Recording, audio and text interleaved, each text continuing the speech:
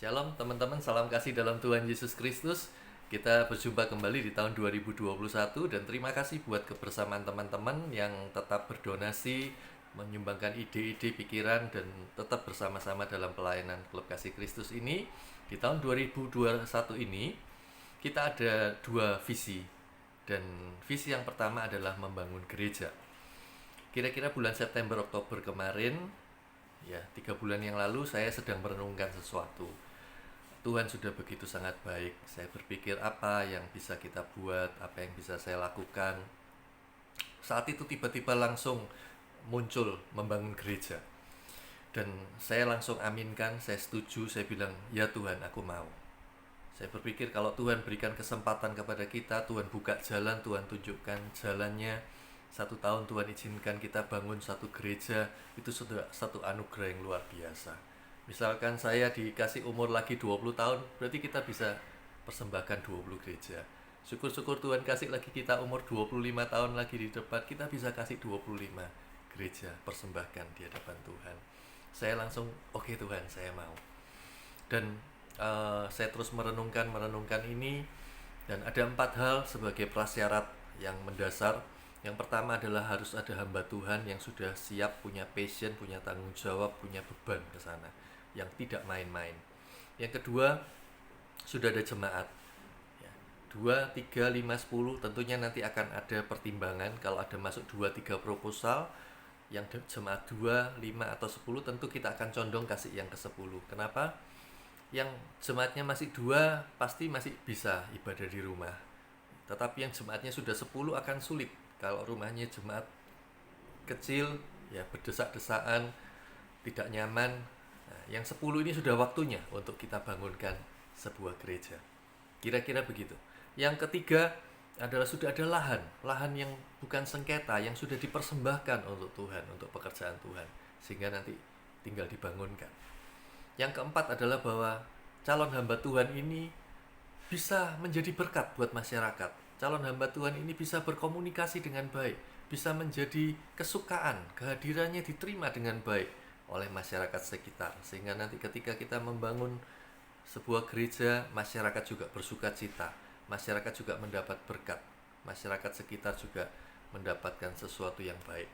Nah, 4 hal ini menjadi kriteria saya, dan saya sempat berkomunikasi dengan beberapa pendeta. Saya bilang, Pak, mata saya nggak bisa melihat mana yang perlu dibantu dari 4 kriteria ini. Saya perlu bantuan bapak-bapak, hamba Tuhan, teman-teman, karena teman-teman tentu akan lebih tahu mana yang lebih ini. Dan mereka sangat antusias, wah Pak Reza kita senang sekali, Pak Reza kita setuju, dan sebagainya. Dan saya sampaikan bahwa, ayo, ini kita sedang membangun tubuh Kristus.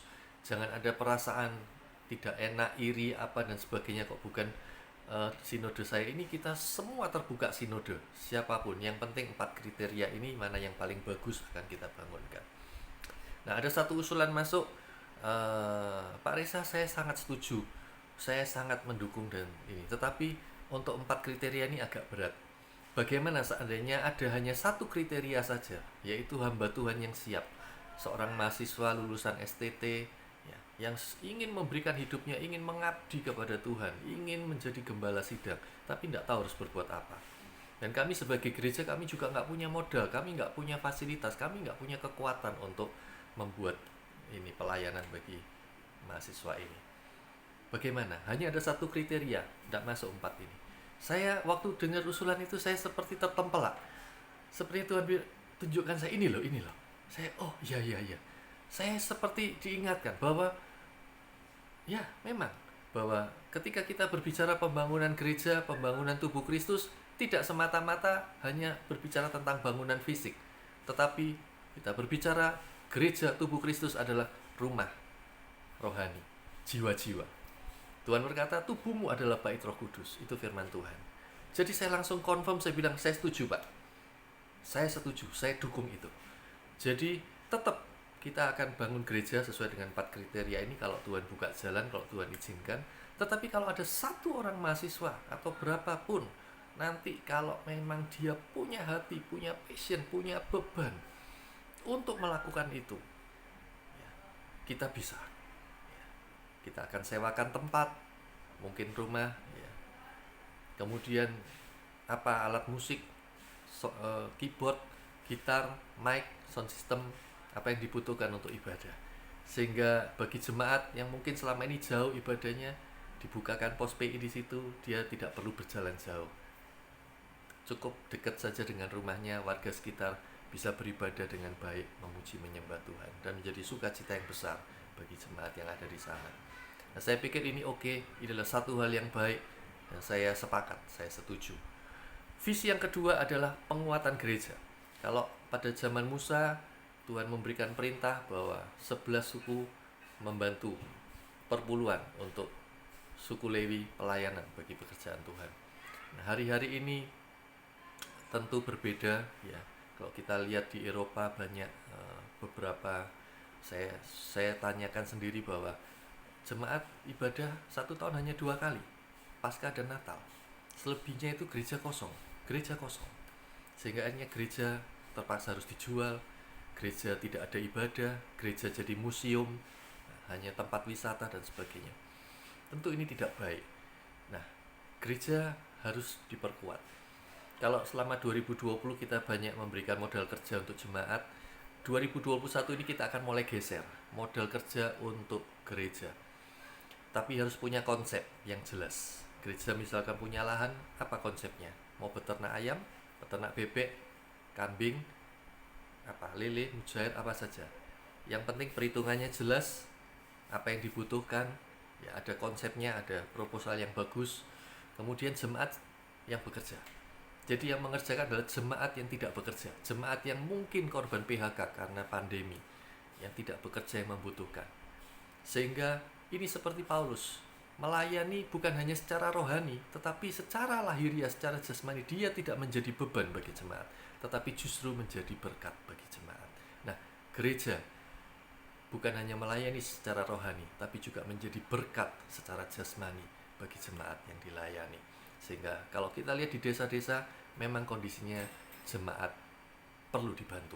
Beda dengan di kota, jemaat sangat miskin, sangat minim, perlu dibantu yang tidak bekerja supaya bisa mendapat pekerjaan. Dan ini gereja yang lakukan. Kita support kepada gereja asal punya konsep yang jelas. Ini yang visi yang kedua. Dua visi ini semuanya saya akan lakukan dengan prinsip talenta, seperti yang Tuhan Yesus ajarkan. Kenapa talenta? Saya percaya inilah prinsip kerajaan sorga, bahwa Tuhan memberi kepada siapa yang setia pada perkara yang kecil akan ditambahkan kepada perkara yang lebih besar. Yang terima 5 talenta, dia setia, punya passion, punya tanggung jawab, dia lakukan dengan benar, dan Tuhan sungguh bersukacita ditambahkan. Yang satu tidak punya passion, tidak punya tanggung jawab, dia simpan satu, Tuhan ambil, berikan pada yang kelima. Ini prinsip yang saya ikuti, bahwa kita cari bahwa dalam dua visi ini harus yang punya passion, harus yang punya beban, punya tanggung jawab. Karena ini uang Tuhan, ini adalah miliknya Tuhan. Kita pergunakan dengan sungguh-sungguh, dengan hati-hati, sesuai yang terbaik. Nah, dua visi ini yang akan kita jalankan di tahun 2021. Dan yang ketiga, saya bagikan bahwa mulai tahun 2021 ini, bulan Januari ini, kemarin saya sudah melayani untuk pertama kalinya setelah pandemi, tentu dengan protokol kesehatan semuanya. Saya tidak sendirian lagi, sudah ada tim, kita berlima. Timnya kita namakan Body of Christ Ministry, pelayanan tubuh Kristus. Kemarin kita ke Krian, di situ ada panti asuhannya juga, gereja punya panti asuhan. Kita bagi sembako untuk panti asuhannya, ya. Dan puji Tuhan bulan depan kita ke Ngawi, tetap dengan The Body of Christ ini. Nah, kalau ada teman-teman yang aku mau ikut bergabung, ayo calling saya, silakan gitu ya. Nah, saya butuh seorang pemain keyboard karena nanti kita juga akan layani ibadahnya. Saya bukan hanya saya bagi firman, tapi ada yang nanti yang memimpin pujian, ada nanti yang main musik, ada yang singer dan sebagainya. Nah, kalau ada teman-teman yang bisa main keyboard, atau mungkin ada teman ya, karena saat ini kita membutuhkan, kita perlu, silakan. Ada teman yang pingin pelayanan bisa keyboard, ayo bergabung, nanti tolong diusulkan ke saya. Kira-kira itu teman-teman. Salam kasih, salam sejahtera, tetap semangat melayani Tuhan. Tuhan Yesus memberkati. Amin.